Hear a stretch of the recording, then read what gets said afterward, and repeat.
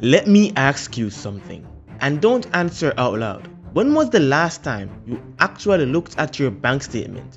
Not glanced, not skimmed, actually looked. Because if you did, you probably felt it. That tiny tightening in your chest, that quiet confusion, that moment where you thought, wait, where's my money actually going?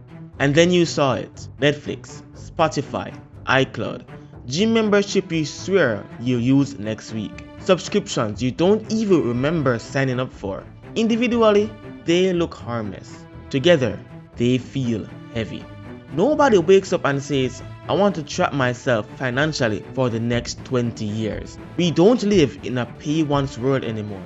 We live in a world where you don't own music, you rent it. You don't own software, you borrow it. You don't own movies, you access them. You don't even fully own your phone. Life itself is becoming a subscription. And this isn't accidental. Let me put it this way. Imagine if someone came up to you and said, hey, I'm going to charge you $300, maybe $800 every single month. Not all at once, just little pieces. You would laugh in their face. But that's exactly what's happening. Except it's dressed up as it's only $9.99. Cancel anytime. Less than a coffee a day. Subscriptions don't just drain money. They drain optionality. They drain freedom. Because once your income is pre-claimed, you're not earning money anymore. You're just passing it through. By the end of this video, you're going to see your finances differently. Let's get one thing clear right away. Subscriptions didn't take over because they're better for you. They took over because they are better for companies. That's the core truth. There was once a time when businesses had to earn your money every single time. Improve the product or risk losing you. That was risky for them. So they changed the game. Subscriptions do one thing. They turn unpredictable customers into predictable cash flow. Let's use a simple analogy. Owning something like buying a house outright, painful upfront, but eventually you're free. A subscription is like renting forever. No end date, no finish line, no moment where it finally stops costing you money. Subscriptions remove the concept of done. You are never done paying, never done upgrading, never done needing. According to Zuora's Subscription Economy Index, subscription-based companies grow revenues 5 times faster than traditional businesses over long periods. When was the last time you actively chose to pay for most of your subscriptions? You didn't. They just continued. That's not an accident. That's called default behavior. Behavioral economists have proven that humans stick with defaults, even bad ones, because changing requires effort. Companies know this. That's why sign-up takes 30 seconds, cancellation takes 7 steps, 3 screens, and a guilt trip survey. This isn't convenience, it's friction engineering, and it works. A study published by the Bureau of Economic Analysis shows recurring services now make up a rapidly growing share of household spending, even as wages stagnate. Meaning your income stays roughly the same, but the number of entities auto-withdrawing from it keeps growing. This is where life itself becomes subscription-based. You don't just subscribe to entertainment. You subscribe to transportation, communication, storage, productivity, fitness, dating, education, even basic access to your own data. You are paying monthly to function.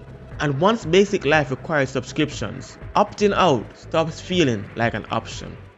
Most people panic when they see large one-time cost. They freak out about a $500 laptop or a $70 pair of shoes. But they never panic about $9.99 a month because their brain doesn't register current payments the same way. But you don't pay just 1 month. Per year, it's $119.88. Over 5 years, it's $599.40. Over 10 years, it's $1,198.80. So that little rent feeling charge you brushed off ends up nearly as much as buying the thing outright, if buying was even an option. The average person has 8.2 subscriptions. The average subscription budget per month is $118 That's $1,416 per year. Over 10 years, that's $1,60 gone in recurring fees. Over 85% of people pay for at least one subscription they don't even use. So you tell me, does it's only $9.99 still feel cheap when the total is $1,400 plus a year and none of it ever stops? This isn't accidental. This is the power of recurring payments. Here's the blunt truth.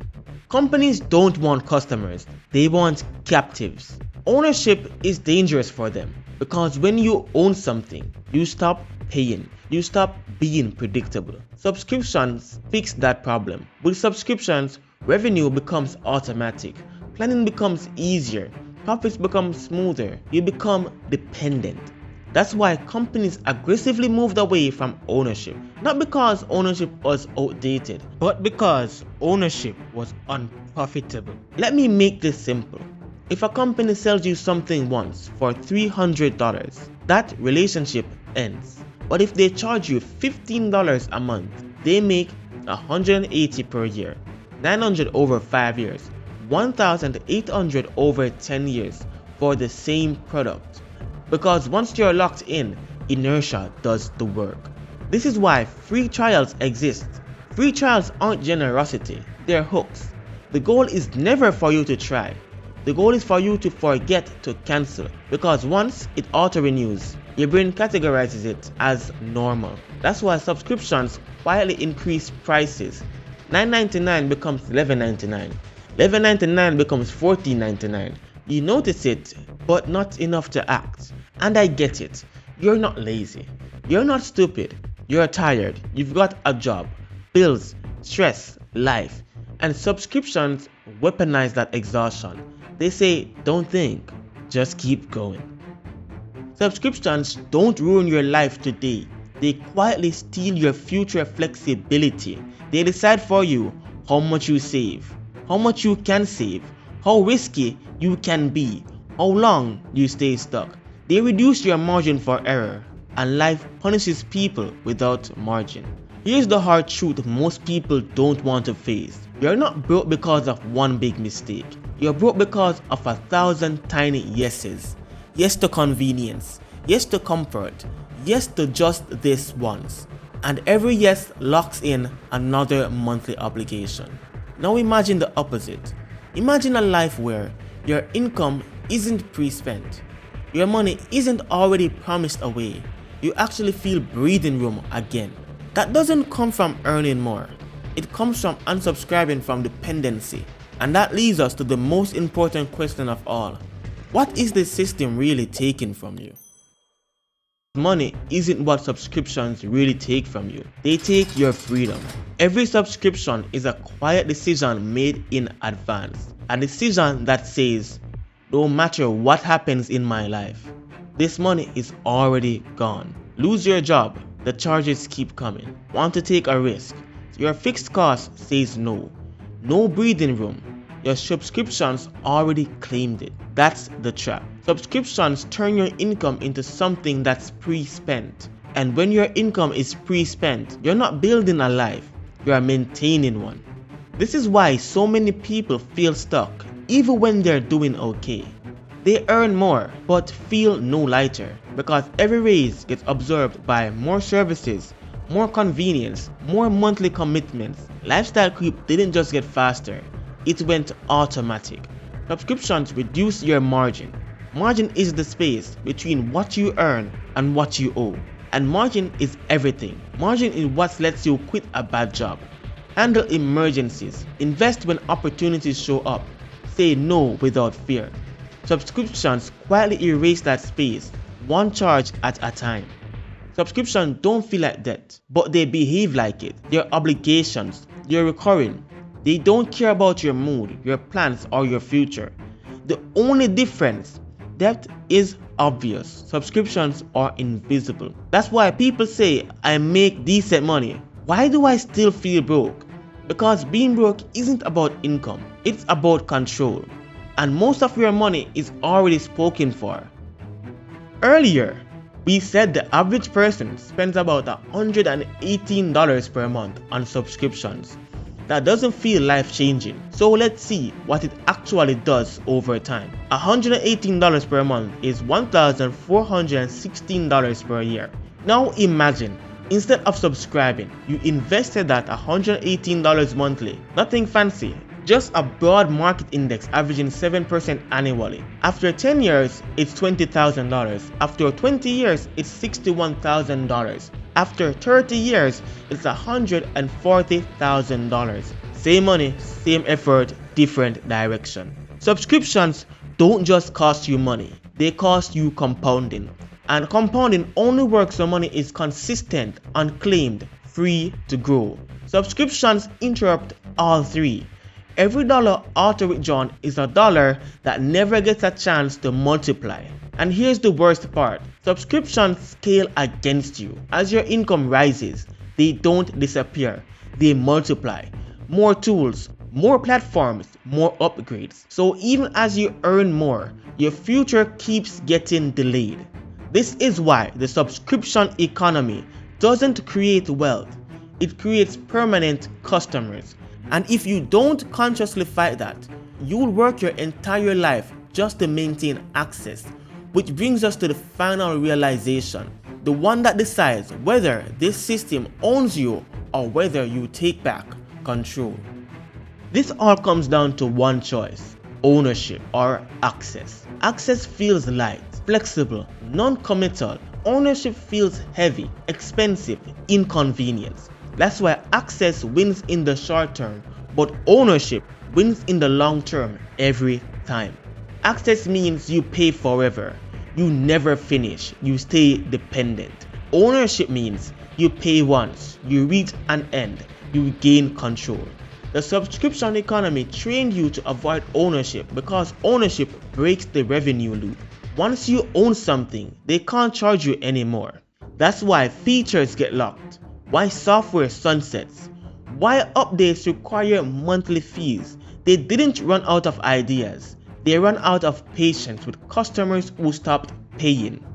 And here's the uncomfortable truth. If you don't intentionally choose ownership where it matters, you will rent your entire life.